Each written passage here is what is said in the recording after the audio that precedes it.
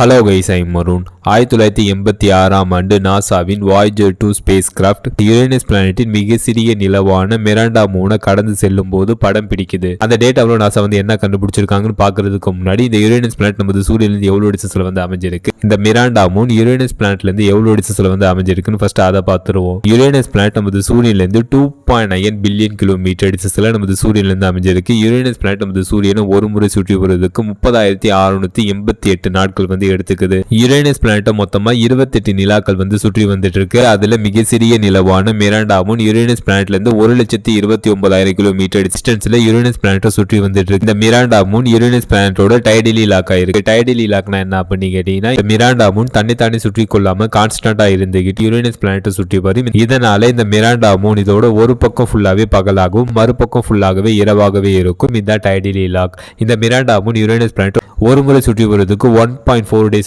எடுத்து Voyager 2 space craft collect பண்ண data NASA model computer மாடலை பயன்படுத்தி ரிசர்ச் பண்ணியிருக்காங்க. அதன் மூலம் யுரேனஸ் பிளானட்டை ஆர்பிட் பண்ணிட்டு இருக்கிற மிக சிறிய நிலவான மிராண்டா மூன் அதோட பனிப்பாறைகளுக்கு அடியில் 100 கிலோமீட்டர் ஆழமுள்ள பிரம்மாண்டமான கடலை கண்டுபிடிச்சிருக்காங்க. கண்டுபிடிக்கப்பட்ட அந்த கடல் லிக்விட் ஸ்டேட்ல இருக்கு அப்படின்னு நாசா தெரிவிச்சிருக்காங்க. சூரியன்ல இருந்து இவ்வளவு டிஸ்டன்ஸ்ல இந்த மூன் இருந்தும் கடல் நீர் எப்படி ஃப்ரீஸ் ஆகாம இருக்கு அப்படின்னு கேட்டீங்கன்னா, நாசா என்ன சொல்றாங்கன்னா, டைடல் ஹீட் மூலம் கடல் நீர் ஃப்ரீஸ் ஆகாம இருக்கு அப்படின்னு நாசா தெரிவிச்சிருக்காங்க. இந்த மாதிரி அப்படின்னு நீங்க பார்க்கணும், மறக்காம இந்த சேனல் சப்ஸ்கிரைப் பண்ணுங்க. ஃபைனலா இந்த வீடியோ எப்படி இருந்துச்சுன்னு கமெண்ட் பண்ணுங்க. See you.